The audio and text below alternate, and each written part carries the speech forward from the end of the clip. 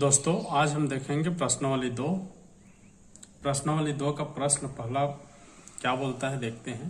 जांचिए कि अ व ब में दिए गए समीकरण का हल है। अ व ब में कौन दिए गए समीकरण का हल है। यहाँ पे अ दिया है और यहाँ पे ब दिया है। अ में x बराबर 2 y बराबर 5, ब में x का मान है -1, y का मान है 3। अब समीकरण जो भी दिया रहेगा उसमें इन दोनों के मान को रखना है। यदि दोनों पक्ष बराबर आ जाए या सेटिस्फाई कर ले तो वह उस समीकरण निकाय का हल होगा, और यदि समीकरण निकाय में x और y का मान सेटिस्फाई ना करे तो वह समीकरण निकाय का हल नहीं होगा। तो देखते हैं, प्रश्न करेंगे तो और अच्छे से समझ में आएगा। पहला प्रश्न दिया है x प्लस वाई बराबर 7। बहुत ही आसान सा सवाल है, ध्यान से देखिएगा। अब देखते हैं अ के लिए। ठीक है, समीकरण x प्लस वाई बराबर 7 में x व y का मान रखने पर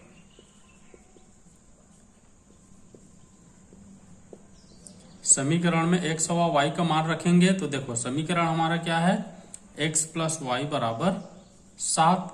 ठीक है, और अ के लिए देख रहे हैं तो अ का मान रखेंगे। x बराबर कितना है 2 और y बराबर कितना है 5 बराबर 7।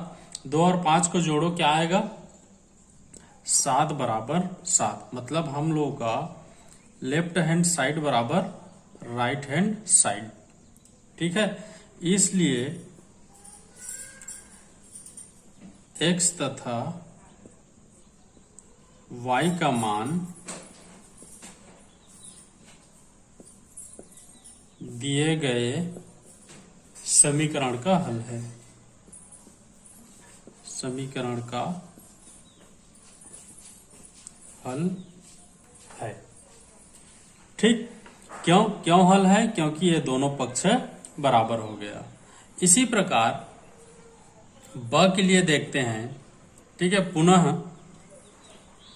समीकरण में x व y का मान रखने पर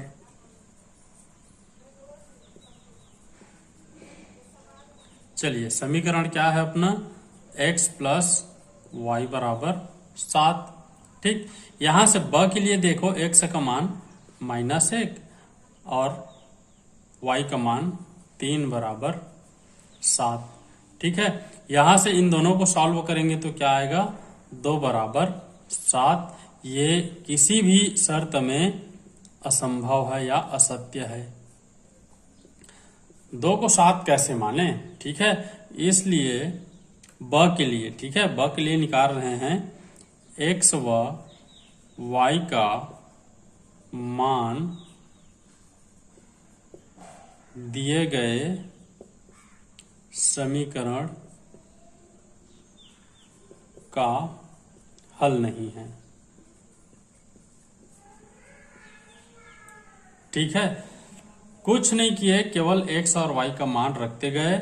यदि LHS बराबर RHS आ गया तो वह समीकरण निकाय का हल है, और यदि दोनों पक्ष बराबर नहीं आया तो वह समीकरण निकाय का हल नहीं है। इसमें कोई डाउट? चलिए, नोट करना चाहते हो तो नोट कर लो। दूसरा देखते हैं। दूसरा समीकरण दिया है 2x प्लस 5y बराबर 13। 2x प्लस 5y बराबर 13। ठीक है, अब इसमें भी सेम प्रक्रिया अ के लिए। ठीक, समीकरण में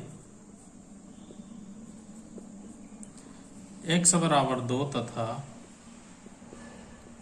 y बराबर 5 रखने पर चलिए रखते हैं। समीकरण क्या दिया है 2x प्लस 5y बराबर 13। x का मान 2 रखो तो यहां से 2 और कोष्टक में 2 प्लस 5 और कोष्टक में 5 बराबर 13। ठीक है, यहां से 2 और 2 का मल्टीप्लाई होगा तो क्या हो जाएगा 4, और उसी प्रकार 5 का गुणा 5 से होगा तो 25 बराबर 13। यहां से 25 और 4 को जोड़ेंगे तो कितना आएगा 29 बराबर 13, जो क्या है असत्य है। ठीक, असत्य है मतलब क्या हो गया, समीकरण निकाय का हल नहीं है। आप अपने हिसाब से इसको लिख लेंगे। ठीक, अब देखते हैं ब के लिए। पुनः समीकरण में x बराबर -1 व y बराबर 3 रखने पर, चलिए रख देते हैं, क्या होगा, समीकरण क्या दिया है 2x प्लस 5y बराबर 13। x का मान रखो तो यहां से -1 और y का मान रखेंगे तो y का मान 3 है बराबर 13। 2 का गुणा -1 से होगा तो कितना हो जाएगा -2, प्लस 5 का गुणा 3 से होगा तो 15 बराबर 13। अब इसको सॉल्व करेंगे तो 15 में से 2 जाएगा तो 13 बराबर 13, मतलब क्या आया LHS बराबर RHS। इसलिए ठीक है, दिया x और y का मान समीकरण निकाय का हल है। ठीक है ना, यहां पे क्या हो जाएगा x व y का मान समीकरण का हल है। तो इस प्रकार आप x और y का मान समीकरण में रखते जाएंगे और सॉल्व करते जाएंगे। यदि दोनों पक्ष बराबर हो गया वह उस समीकरण का हल है, और यदि दोनों पक्ष बराबर नहीं होता तो वह उस समीकरण का हल नहीं है। चलिए नेक्स्ट देखते हैं। तीसरा समीकरण दिया है 2x माइनस 3y बराबर -11। ठीक है, सेम प्रक्रिया अ के लिए। ठीक है ना, समीकरण में x बराबर 2 व y बराबर 5 रखने पर, कुछ नहीं कर रहे हैं, अब तो समझ में भी आ गया होगा। ठीक है, केवल x और y का मान इसमें रख रहे हैं। तो चलिए रख देते हैं। समीकरण क्या दिया है 2x माइनस 3y बराबर -11। तो यहां से रखते हैं 2, x का मान 2 है, -3, y का मान 5 बराबर -11। ठीक, यहां से 2 और 2 का गुणा होगा 4, -3 और 5 का गुणा होगा 15 बराबर -11। इसको सॉल्व करो तो क्या हो जाएगा -11 बराबर -11। ठीक है, मतलब क्या हो गया LHS बराबर RHS। इसलिए यह समीकरण निकाय का हल है, आप लिख लेना। ठीक है, मैं सीधा सॉल्व करके आपको बता रहा हूं। ब के लिए देखेंगे, पुनः समीकरण में x बराबर -1 व y बराबर 3 रखने पर, चलिए रखते हैं। समीकरण क्या है 2x माइनस 3y बराबर -11। तो यहां से x और y का मान रख दो। 2, x का मान -1 -3, y का मान 3 बराबर -11। तो अब देखो इसको सॉल्व करो तो 2 का गुणा -1 से होगा तो -2, और -3 का गुणा 3 से होगा तो -9 बराबर -11। इन दोनों को सॉल्व करो तो यह भी क्या हो जाएगा -11 बराबर -11।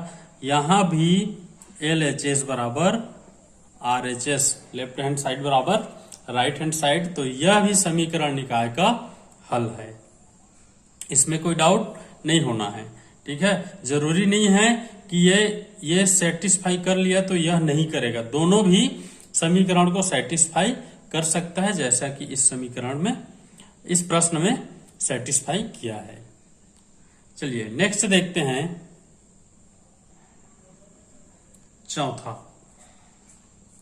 चौथा प्रश्न क्या बोलता है, 5x + 3y = 4। 5x + 3y = 4। अब देखो सेम अ के लिए समीकरण में x = 2 व y = 5 रखने पर, ठीक है, चलिए रखते हैं। समीकरण क्या है, 5x + 3y = 4। x और y का मान रखो तो यहां से x का मान क्या हो जाएगा, 2 यहां से ले रहे हैं, प्लस y का मान कितना हो जाएगा, 5 = 4।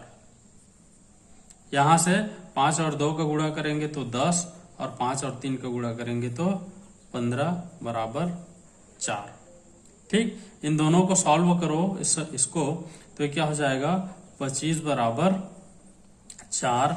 मतलब LHS बराबर नहीं है RHS, इसलिए यह समीकरण का हल नहीं है।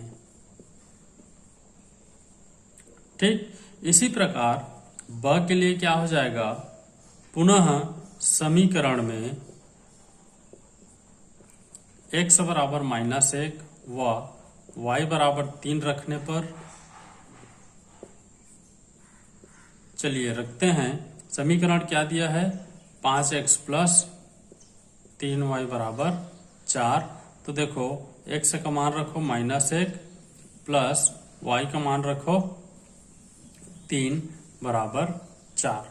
ये क्या हो जाएगा, 5 का गुणा -1 से होगा तो -5 प्लस 3 और 3 का गुणा 3 से होगा तो 9 = 4। देखो 9 में से 5 जाएगा तो 4 = 4, मतलब क्या हो गया, LHS = RHS। इसलिए दिया गया मान x और y का मान समीकरण निकाय का हल है। ठीक, तो इस प्रकार प्रश्नावली 2 का प्रश्न पहला कंप्लीट हुआ। उम्मीद करता हूं आपको यह वीडियो पसंद आया होगा, इस प्रश्न को सॉल्व करने में आपको मजा आया होगा, और सबसे बड़ी बात यह है कि आपको समझ में आया होगा। यदि आपको अभी भी कुछ भी डाउट है तो मुझे कमेंट बॉक्स पर जरूर बताएं। चलिए नेक्स्ट क्लास में दूसरा प्रश्न देखेंगे, क्योंकि